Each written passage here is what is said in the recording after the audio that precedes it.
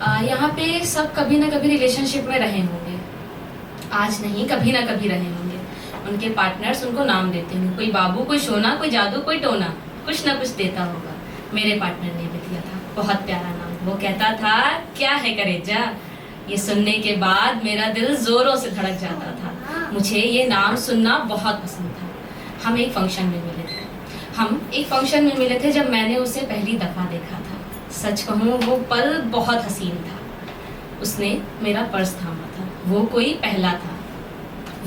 पहला था जिसने मेरा पर्स थामा था, क्योंकि मैं अपनी साड़ी संभाल रही थी और अपने बालों को बिखेर रही थी। वो पास खड़े मुझे देखकर बस मुस्कुरा रहा था। वो बहुत खूबसूरत लग रहा था। वो मेरे ग्रुप के साथ में आया था तो मेरी दोस्ती जल्दी हो गई थी। हमने 5-6 घंटे साथ बिताया था। जाते जाते उसने मुझे गले से लगाया था। हाँ, कह सकते हैं कि पहली मुलाकात में कौन गले लगाता। लेकिन मुझे घर छोड़ने के लिए जा रहा था तो गेट तक आया तो उसने एज अ फ्रेंड मुझे गले लगाया था। वो पल बहुत हसीन था। वो रास्ता मुझे अब भी बहुत याद आता है। जब भी मैं उस रास्ते से गुजरती हूँ वो लड़का मुझे मेरी बाहों में ही नजर आता है। हाँ, वो रास्ता मुझे बेहद याद आता है।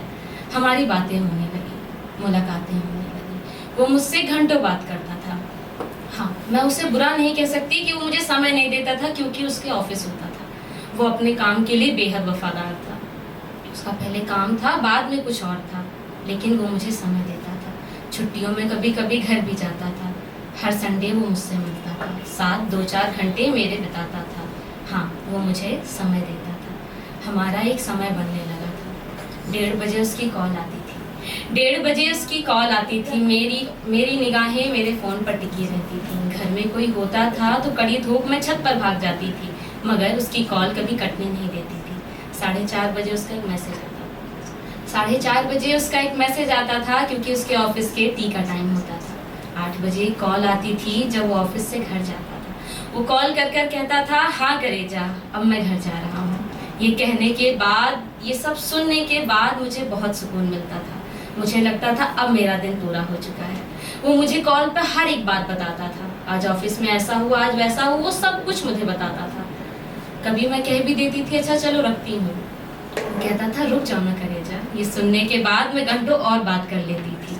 मुझे बहुत अच्छा लगता था। उससे एक बार मैंने कहा कि चलो डेट पे चलते हैं। मैंने सोचा कि क्यों हमेशा लड़के ही हमें स्पेशल फील कराएं, कभी हम भी उन्हें कह सकते हैं। मैंने उससे कहा, चलो हम डेट पे चलते हैं। मैं उसके लिए बुके लेके गई। कोई एक रंग नहीं ले गई, क्योंकि मुझे उसके कलर पसंद ही पता ही नहीं था कि उसको पसंद क्या है। तो मैं उसको कई कलर के बुके लेके वो रखा, उसको बहुत अच्छा लगा। हम वहाँ से लौटे। मैंने उससे कॉल पर कहा, मुझे एक तोहफा चाहिए। उसने कहा, क्या? मैंने कहा, मुझे चूड़ियाँ पसंद हैं। उसने कहा, ठीक है। मैंने कहा, ठीक है, ले आना। अगले दिन वो मुझसे मिला। मैंने कहा, मेरी चूड़ियाँ? उसने कहा, यार मैं तो भूल गया। मैं दुखी हो गई। मैंने कहा, चलो काम होगा, भूल गया, कहकर चला गया। फिर एक बार मिला मुझसे। मैं उसके पास बैठी थी। उसने पीछे से निकाल कर मुझे चूड़ियाँ दी। मैं बहुत खुश हो गई कि अरे, इसको तो याद था, मैं तो सोची थी ये नहीं लाएगा। वो लेकर आया।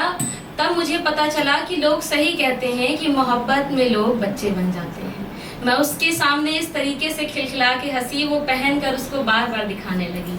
तब मुझे पता चला कि हाँ, लोग सही कहते हैं कि मोहब्बत में लोग बच्चे हो जाते हैं। उसके बाद उसके फ़ोन में कुछ मैंने देखा था।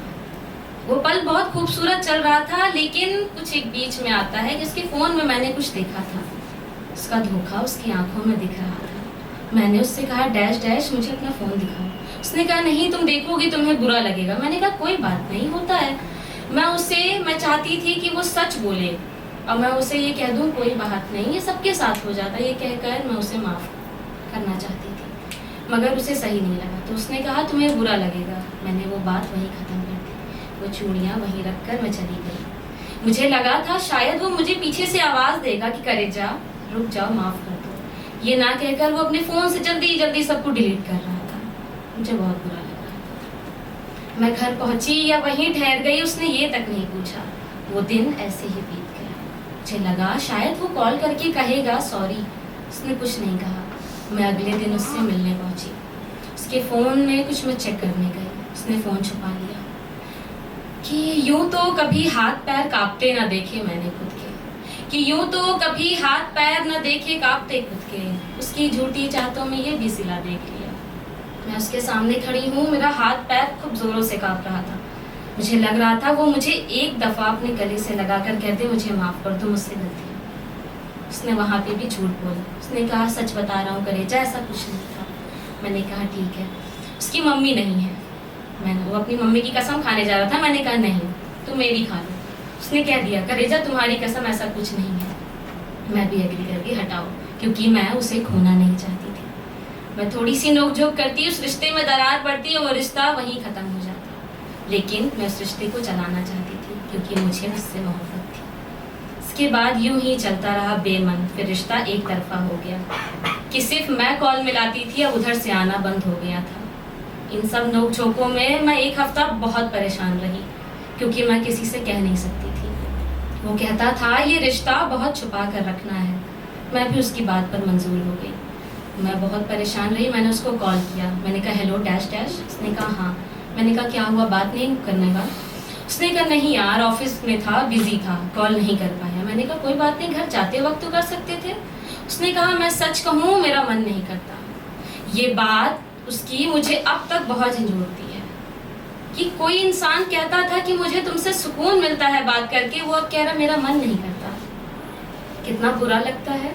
मैं चुप हो गई। मैंने कहा कोई बात नहीं। वो फ़ोन वहीं रख दिया मैंने। मैं बहुत परेशान। इन सब सिचुएशन में अगर मेरा किसी ने साथ दिया है तो वो है मेरा सिरहाना, जिसने मेरे आंसुओं को संभाला है और मुझे गले से लगाया है। उसका वो करेजा कहना मुझे बेहद याद आता था, क्योंकि वो करेजा बोलना छोड़ चुका था। मैं आधी आधी रात में उठकर वो सोचती थी कि वो कैसे कहता था हाँ करेजा, कैसी हो करेजा। घंटों आईने में खुद को निहारती थी और मैं उस लड़के को ही पाती थी। मैं रोकर सब कुछ उस आईने को बताती थी। उसने मुझे करेजा बोलना छोड़ दिया है, ये बार बार मैं दोहराती थी। उसके बाद हमारी बातें हुई, नोक-झोंक होने लगी, लड़ाइयाँ होने लगी। अब वो मुझसे बात भी नहीं करता था। मैंने सोचा ये लास्ट बार करते हैं, लेकिन मोहब्बत में कभी लास्ट आता ही नहीं है, क्योंकि चाहत तो कभी ख़त्म ही नहीं होती। तो लास्ट बार मैंने उसे कॉल किया। एक बार तो मैंने मैसेज भी डाला, उसने कोई रिप्लाई नहीं किया। मैंने कॉल किया। मैंने कहा हेलो डैश डैश। उसने कहा हाँ। मैंने कहा क्या वो मन नहीं करता क्या? कह रहे नहीं यार, घर में कुछ दिक्कत थी, तुमने पूछा भी नहीं। उसने शिकायतों का पोटरा मेरे सर पर डाल दिया था। उसने तो मेरा हाल ही नहीं पूछा कि तुम कैसी हो। मैंने कहा हाँ गलती तो है मेरी, मैंने नहीं पूछा। मैंने उस जगह उससे माफ़ी मांग ली, क्योंकि उस जगह मेरी गलती थी। फिर मैंने उससे कहा अच्छा बताओ बात करनी है या नहीं? उसने कहा नहीं यार, अब ख़त्म हो चुका है, मेरा मन नहीं करता। मैं उससे सारी बातें आंखों में आंसू लेके कह रही हूँ कि एक बार तो मेरी बात समझो। जब मुझे लग गया कि अब ये नहीं मानेगा, तो मैंने बस एक फरमाइश की कि आखिरी दफ़ा मुझे उस नाम से तो बुलाओ। मैं रो भी रही हूँ, उससे कह भी रही हूँ कि आखिरी दफ़ा मुझे उस नाम से तो बुलाओ। उसने उसी अंदाज में कहा क्या है करेजा। मेरा मन खुद को संभालते संभालते रो पड़ा।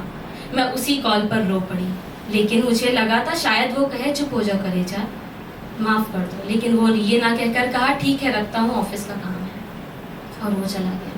मैंने सोचा था अब मैं इसे कॉल नहीं करूँगी, अब कुछ भी हो जाए मैं कॉल नहीं करूँगी, लेकिन दिल कहाँ मानता। 12-1 बजे मैं उसकी प्रोफाइल स्टॉक करती, बार बार उसे रिप्लाई करती कि कुछ तो शायद बोलेगा ये। मैं हाय लिखती, वो कुछ भी ना लिखता। कई चीज़ें साइडियों में लगाई कि शायद वो कहे कि हाँ मेरी गलती है, या ठीक है मैं वापस आ रहा हूँ। उसने कुछ भी नहीं कहा। मैंने एक बार उसे नाम लिखा डैश डैश, रात के 12:30 या 1 बजे। उधर से कुछ भी नहीं आया। फिर एक मैंने उसको रील भेजी कि मैं ऐसा क्या करूं कि हम पहले जैसे हो जाएं। उसने कहा शादी।